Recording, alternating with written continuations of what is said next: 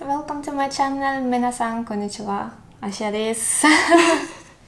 I'm Asha from Japan. Well, originally from Russia, but I'm Tatar. But well, it's a difficult story. Okay, so today I have my friend here. Well, maybe she have me in her house today. With my friend, I want to talk about living in Japan and her experience because she's originally from Russia, like me, but she lived in England. Okay. She lived in England for 4 years and now living in Japan for same 4 years. Yeah, well, Like almost five. Yeah, Almost already five already. Okay, Yeah. okay. So you can compare how life is different in England and in Russia and in Japan, and maybe you travel a lot around the Europe, Oh, right? yeah. You can compare Yeah. and how it is the real life in Japan, especially as a student, and now Oh, you're yeah. working. Yeah. Okay, so her English is perfect. That's not perfect. So please, please, 任せたね.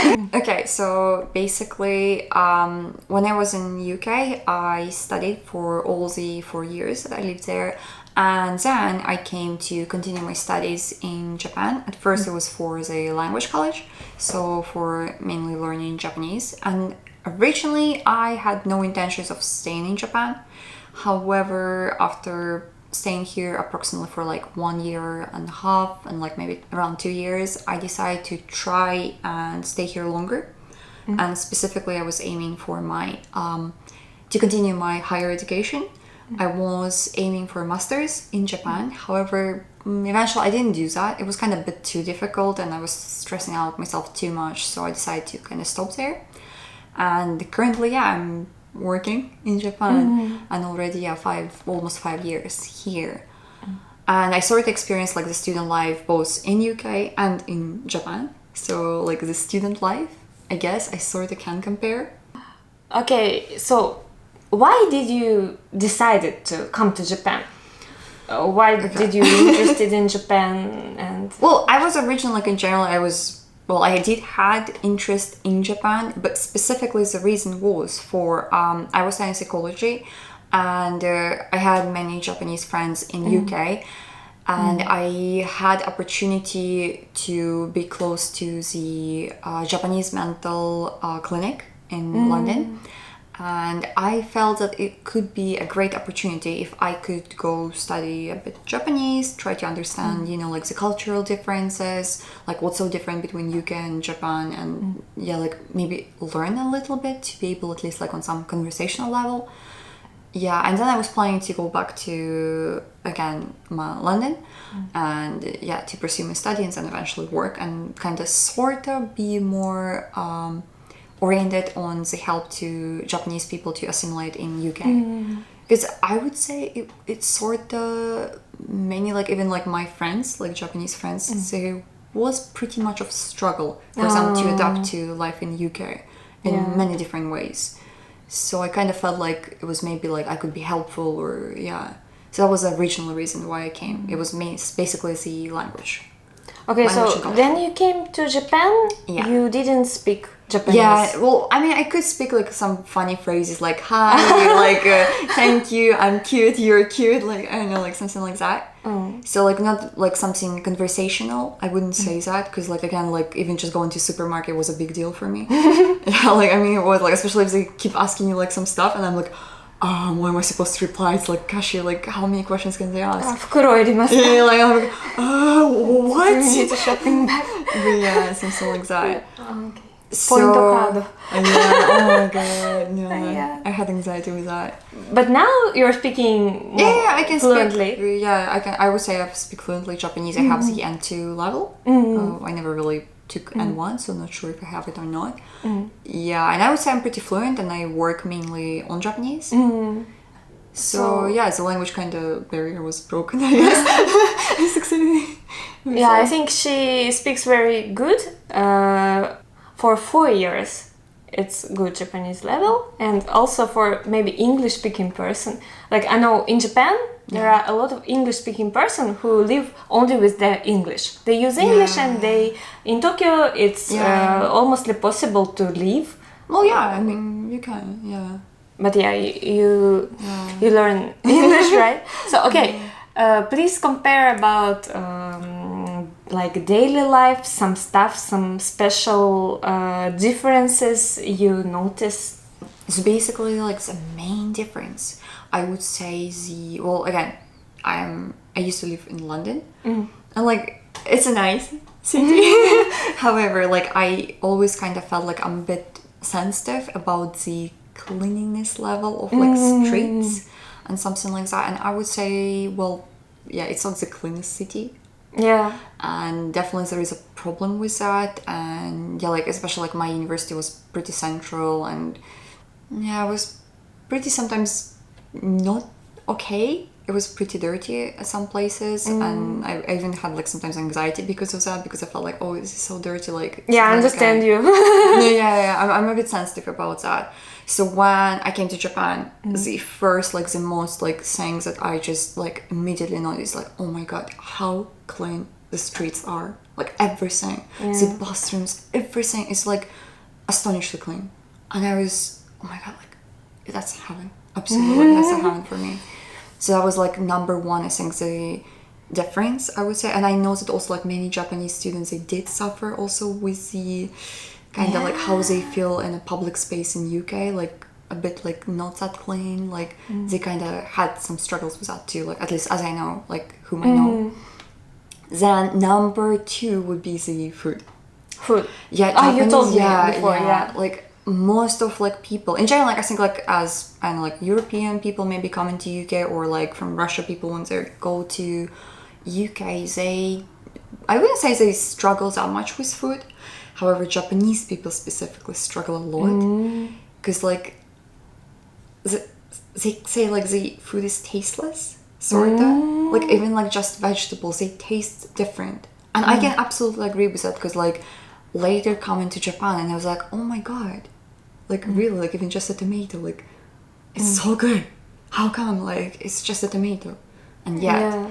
So that was also kind of a huge thing, because I know a lot of Japanese people were very, in particular, disappointed and had many difficulties with food in UK, because they couldn't really find something like comforting food, and well, it was a pretty daily struggle for them, because I felt like the food culture in Japan is on some absolute another level.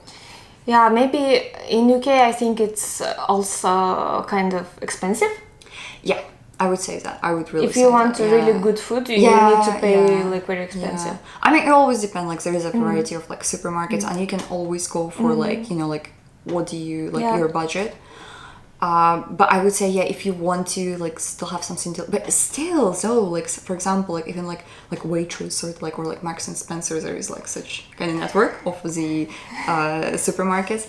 Still there, sometimes you pay huge amount of money for like one, I don't know, like beef or like I don't know, like steak or something, and it's still not that good. Like it's okay, but it's not like when you come to Japan and you buy the cheapest one, you're like, oh my god, how great it is. Like that's the best meal of my life. That's right. Or something like that. Wait. You speaking like British English? I'm not really sure, because I feel like now it's so mixed up, because like I'm really getting like, if I'm watching like American shows, like I start to get like some, I don't know, like different accent. Okay, we understood about the food. How about maybe people and communication with people, like cultural difference, something you struggle in Japan? Okay. Maybe something, some interesting, I don't know. I would say there is something similar between British people and Japanese. Yeah, I think they are like kind of island same. People. Because like, island people and like the island country. Yeah. Like there is such phrase that people like the countries that is only like on an island, like United Kingdom or like Japan, that the mindset of people is kind of very like closed, sort of. They do not really let you in. Like it's kind of hard to be friends with British people. It is like I also felt like it's hard to be. Yeah, I felt it is. I don't have British friends. I absolutely do not. Oh. I don't. I mean that's also like there is a point like Well- when you're a foreigner and like you're studying in UK, you kind of tend to bond with the other foreigners. You, like, you know. used to hang up with Japanese, right? Yeah, in my case, like I was like Japanese, Chinese, and like I was like, okay, it's Okay, just so- that's weird, but okay, let it be. Well, Yeah, but it was I see. yeah, it was fun.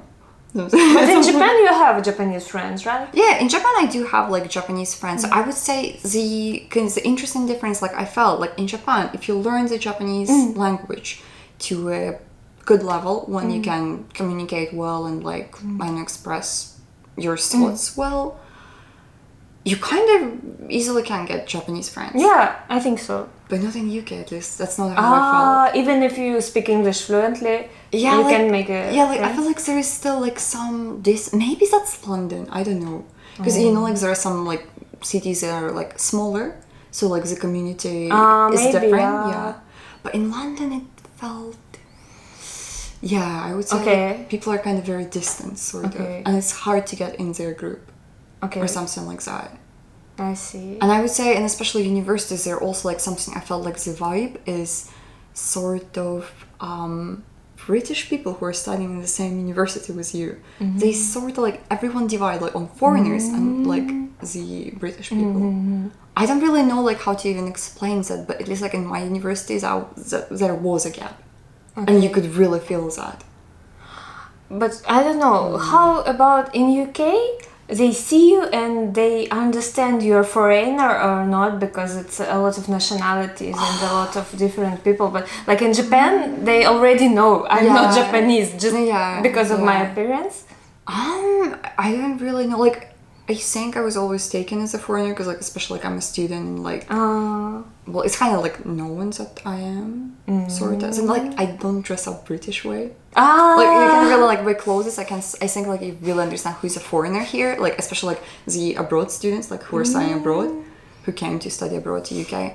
Like yeah, like I don't know how to say, but like yeah, like the way to dress up, the way to communicate, like there is something. So like it's Okay. felt not on like, you know, not like in Japan, like oh you're a foreigner, like eyes and like I don't know like hair and like I don't know, like makeup or whatever. Okay. But still, it's something about like style and They recognize you. yeah, they do. They really do. They really do. And like, I mean, it's not something in a bad way. Like, I hardly had any discrimination in UK or something like that. Because like they're still very, I would say. How about something like expectation and reality about come to Japan and living in Japan Okay. experience? In case of like expectations, I would say I didn't really have much like kind of unrealistic expectations. I would say I was pretty much ready for the Japanese reality because, like I said, I did had pretty big amount of like acquaintances, like Japanese acquaintances of such people. Like I met a lot of Japanese people in UK in general, so I sort of already approximately had some good understanding of like of the ways how Japanese people I don't know like talk. I don't know how to connect, even though we were speaking in English and stuff like that.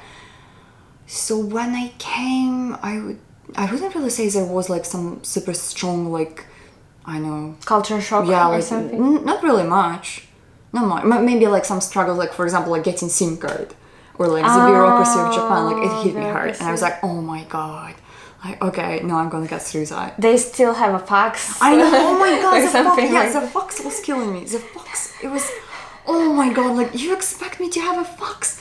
Seriously, I don't have even a printer. Like, what?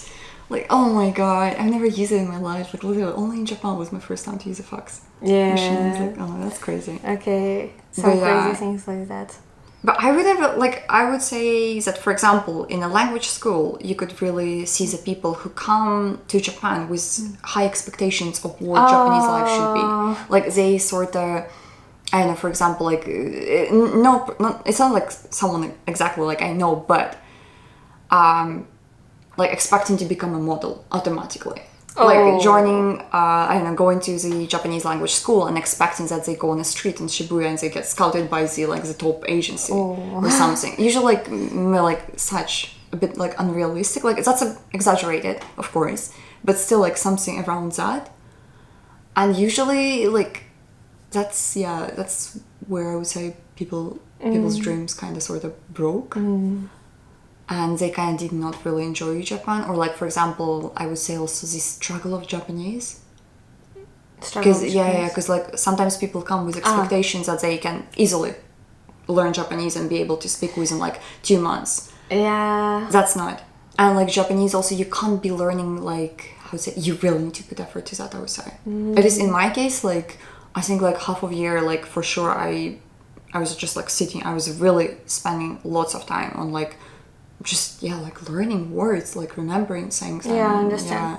Because well, about me, I learn a lot of Japanese in Russia, and I remember when I just sitting in my home and just writing the kanji like every day to remember it, because it's really like hard thing about Japanese language. In my case, it's not even about kanji, it's about speaking. Like like in my case, like I put a priority on speaking, because originally like my expectation was more speaking than writing. Okay. And in that case, I would say there was still also a struggle, because like, you know, like when you learn like a new language, and one is European languages, because they're still like, they have some you know, like common ground.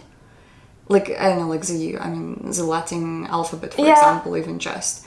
You sort of, I don't know, you don't have that much struggle, I would say, because onto Japanese you really need to kind of switch your brain, or like, I don't even know how to say it. Like, you really need to switch your mind to learning that type of language.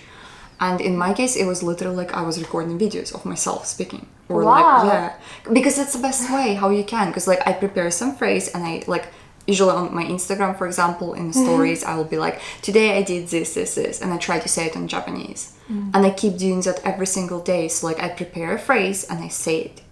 And I try to see the reaction, like my Japanese friends, like if they can understand me or not. And they sometimes like, oh, you didn't really pronounce this part well, or like what are you trying to say, that's a bit unnatural, or like something like that. So I would say if you do not speak Japanese, because there are a lot of people who get like, well, obviously you get friends with other foreigners who came to Japan to learn Japanese. Yeah. But then you sort of miss out the opportunity to learn and speak. Yeah. And that's one really huge one. That kind of, I think people tend to underestimate the Japanese language. I would say like they believe that it will be easier.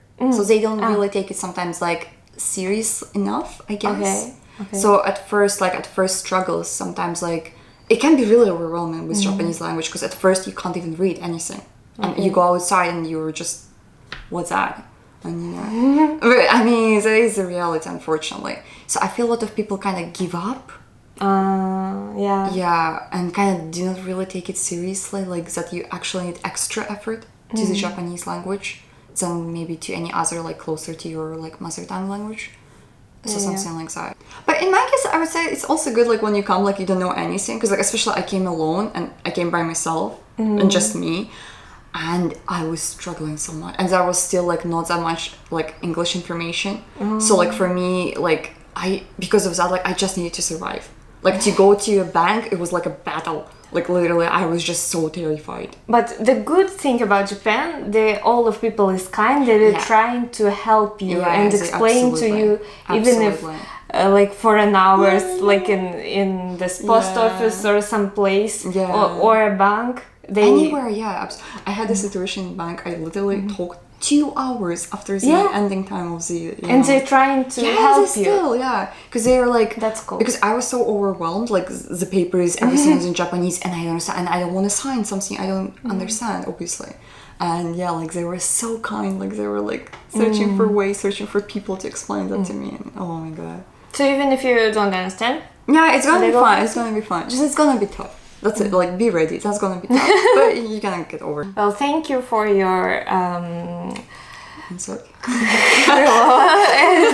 Что ты сказала? Insight? I feel something interesting next time with you.